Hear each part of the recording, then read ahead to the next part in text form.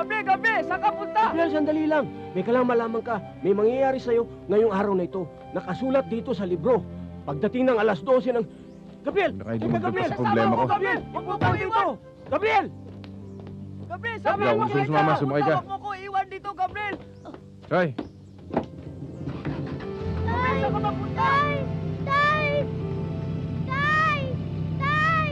Sama ko! Tay! Tay! Sama ko! Gabriel, saan ka punta?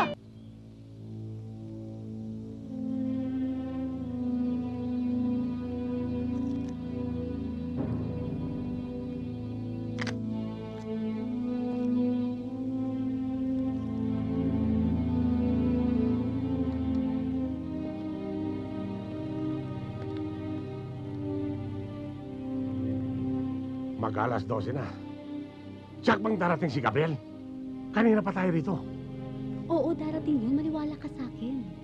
Siguraduhin mo lang, Lolita, ha? Dahil bihirang maulit ang pagkakataong ito. Minsan lamang kada 50 taon na maaaring pagbuklurin ang agimat na kay Gabriel. At ang agimat na sutong ito. Kailangang hindi umabot ng alas 12 ng tanghali ang pagsasama ng magkabiyak. Sapagkat kung magkakaganon, 50 taong muli ang aking hihintayin. At hindi na ako makapaghintay pa. Gabriel, ano ka ba? Pagpapalit mo pamilya mo para kay Lolita. Ano?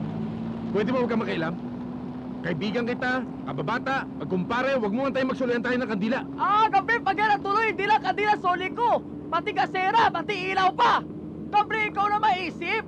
Mas importante pamilya mo kaysa kay Lolita. Anak mo, bata pa, iiwanan mo na. Ano ka? Sinabi ko na huwag mo akong pakialaman eh. Gabriel, ang laki ng pinagbago, gali mo.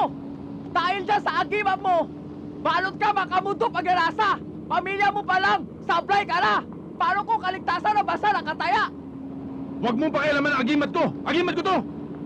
Kung gano'n, walang kwenta yan. Agimat na yan, Gabriel. Akin na yan. Akin. Bitiwan mo! Ano ba? Akin na yan, Gabriel. Bitiwan mo sa amin! May nabista! Ito na siya! Ika! Alas 12 na! Natulogin nyo! Sa uling mo papahan! Doon na tatabla dyan!